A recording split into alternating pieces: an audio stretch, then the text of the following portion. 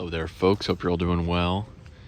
It is early May here in Washington, D.C., and this palm is doing really, really well, as always. Just an amazing, amazing specimen. Wanted to do an update since I was in the area.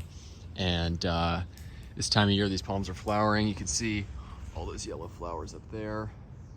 Good sign that it's nice and healthy. You can see the sort of mini skirt starting to form at the bottom. That's totally normal. That's just, obviously, once the fronds reach a certain age, they die towards the bottom. But you know, if you see a sort of full lollipop crown like that, like a Washingtonia or something, that is a sign of a healthy palm. So this is a very, very healthy palm. There used to be some ivy growing up the trunk. You still see some on the building there, but I talked to the owner about that, and he said he was going to remove it, and he did. And again, this palm's just really nice and healthy. So really just glad to see it doing well. I came through this alley, and I just like coming around the corner. It just never fails to amaze me how big this thing is.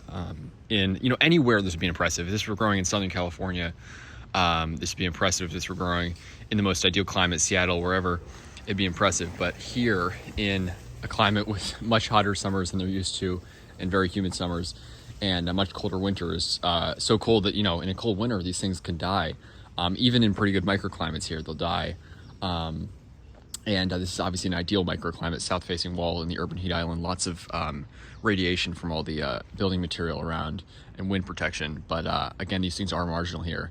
So to see this thing doing so well after, I'm guessing, around 30 years, the owner who I've spoken to did not know the exact age, exactly when it was planted, but he said a friend of his, I think, planted one. And from Google Maps, it looks like there might have been another one originally by the sidewalk here, like right there, that did not end up making it. But again, this palm is a survivor, so never fails to impress me. And yeah, this thing's been through 2014, which was a really cold Arctic blast, the last really severe winter we had.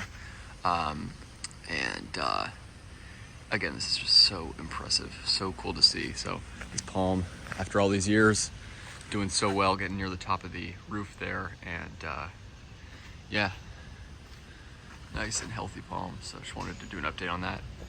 Massive, massive windmill palm in Washington, D.C. Probably the biggest in the area, I've got to imagine. I've seen other big ones, but I can't imagine they're any bigger than this. Amazing. Have a good one, folks.